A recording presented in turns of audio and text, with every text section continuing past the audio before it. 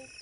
Sa totoo lang, malapit na talaga masira ang pamilya ko dahil sa siguro ang daming bisyo. Kaya sabi ko, kahit mamatay ako dito nung ako nasa Libya ako, dahil 7 years ako doon nang hindi umuwi, dahil nagkataon naman na gira doon, hindi ako umuwi, kaya sabi ko, kung ano-anong although yung sahod namin dahil wala nga kaming kumpanya, palang freelancer na, yung may arawan, doon punta kami dahil gira nga, gira pa. Hanggang ngayon, hindi pa naayos ang gira doon, kaya andun ang mga kasama ko, umuwi din sila. Kaya yun ang nangyari. Dahil sabi ko, kahit mamatay ako dito, sa totoo lang, sira ang ako ang alam ko sira ang mga panang aking kalooban. Ito, ang dami kong naramdaman doon. Kung hindi lang sinabi ng ano na umuwi ka na, yung dalawa, kung hindi ka umuwi, kahit walang kasal sa amin, sabi nga nilang dalawa, kasi silang dalawa magkapatid, ay hinihintay talaga ako para kasal sila. Pero talagang sinabi ko sa kahit mamatay ako dito, wala akong silbi, wala akong ano sa aking iban, parang binabayadak na siya ako, yung aking pag-isip, pag-akala, wala na. Talagang hinayaan ako ng Panginoon, wala akong silbi talaga. Sabi yun ang pag-akala ko sa mabuti na lang at nung umuwi pala ako, may magandang balita pala, may magandang nangyari sa aking buhay. At lahat ng itong mga pamilya ko, mabuti nagkaisa pala sila na tinanggap si Jesus, tapos ako lang ang isa na hindi tumanggap kay Jesus. Kaya nga pinipilit nila akong magsimba ka kasi magsimba ka. Sabi ko, mayroon naman dati niya kasi pag tumatawag si Mrs. sabi niya, ito ang biyaya, itong grace of God, pakinggan mo ito. Alam ko yan dahil mag-away kami sa pag-uusap sa telepono. Kaya alam ko yan, sabi ko. Kaya sa totoo lang, sabi na kung yung mga sa bangay, isa sa ibang denomination noon. Kaya nagpipilimin ako na alam ko yan, yung word na yan. Pero hindi ko pala alam nung pag-uwi ko.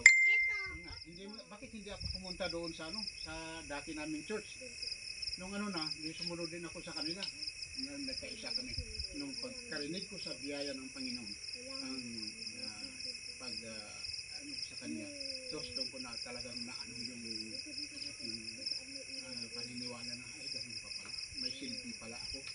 Tapos yung pagkarinig ko sa mensahe ni Lazaro, na si Lazaro ay namatay 4 na araw na nasa doon sa yung sa tanam niya, yung Tagalog yung sa tanam sa tuntod doon sa pinaglagyan na si Lazaro. Nung nilibing doon, yun na nga. Diba sabi niya yung si Martha, sabi niya kung maniwala kayo, mabubuhay ang kapatid yung Lazaro. Hindi na, bulok na yung hindi pwedeng mabuhay yun. Diba sinabi ko maniwala ka para sabi nga ni Jesus kay Martha, Maria, ay yun, si maniwala ako, yun na. Tinawag niya si Lazaro, bumangon siya, lumabas. Diba sabi ko,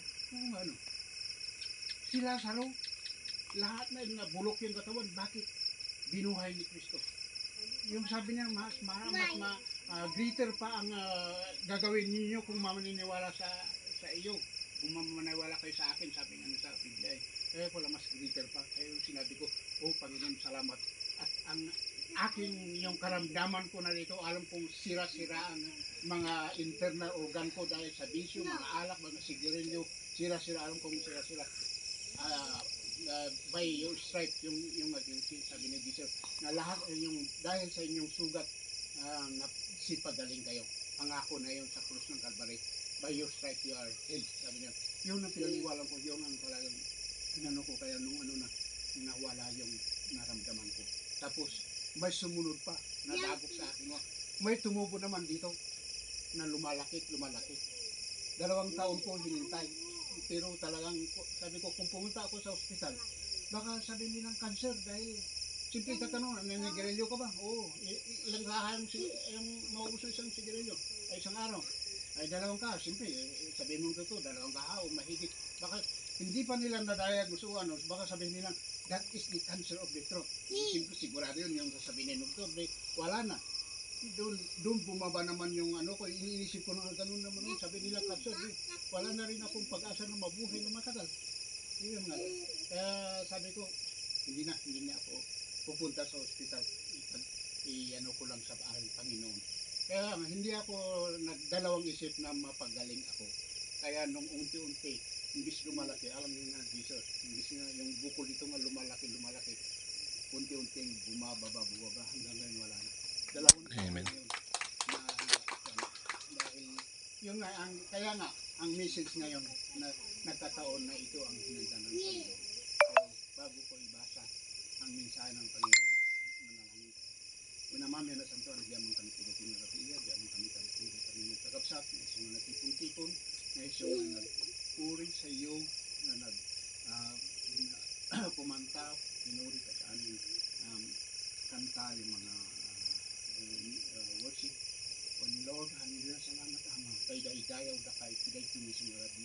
Salamat Ama iti mensahe iti nga rabi ngayon sa ganam nga iso nga mangsislag. Yes, Lord. Thank you, Lord. Hallelujah. Ikaw ang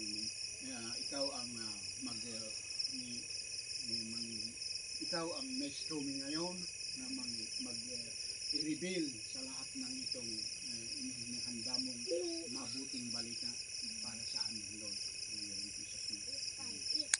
Yes, mga kapatid, ito ang mensahe na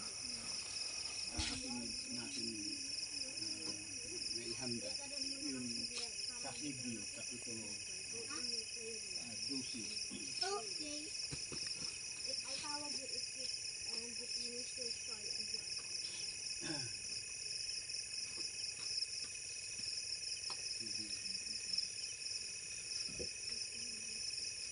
Doon iti versikulo niya iti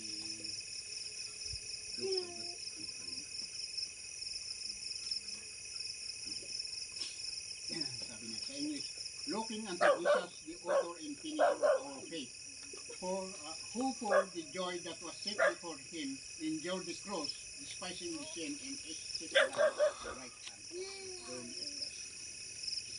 hand. Ituon natin ang mata natin kay Jesus. Siya lang ang author, ang sabi niya, author and finisher of our faith. Siya ang ito sa Tagalog, na masdan natin si Jesus na gumawa at sumakdal ng ating pananampalataya na siya ay dahil sa kalagdalakan nilagad sa harapan niya ay nagtiis ng krus, na niwalang bahala ang kahiyan at umupo sa kanan ng lutusan ng Diyos. Dahil sa ginawa ni Kristo sa krus ng Kalbaryo, doon tayo sana paniwalaan. Dahil kung hindi siya namatay sa krus, walang kapatawaran ng ating kasalanan. Dahil siya ang isinugo ng ating Panginoon sa krus para siya ang magdusa, dahil tayo sana ang magdusa. Kaso lang siya ang nagdusa para sa atin, para tayo ay mapatawad ng ating kasalanan. Lahat ng mga yung sumpa mawala sa atin, yung saka yung kagalingan, yung mga yung dahil sa kanyang sugat tayo ay gumaling.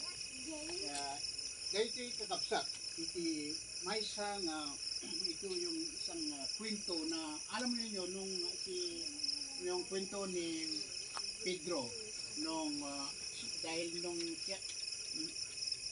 tingnan natin example si Pedro doon sa kwento ni Pedro doon sa nung si Jesus ay nabubuhay pa na kasama ang kanyang alagad, nung nasa bangka sila sina Pedro at mga alagad ng Panginoon, si Jesus ay wala pa doon, hindi sumama dahil ito yung nangyari nung siya ay doon nangasaba. Hindi ko mayan kasi sa Tagalog nangaral doon sa bundok doon yung maraming tao, kaya lang nung pagkatapos ng pangaral niya doon, pinauwi na yung mga tao, umuwi kayo dahil tapos na, wala na kung kumain na sila, yung dalawang tinapay at saka dalawang isda yata at tatlong tinapay nagkasya sa kanya dahil sa Panginoon.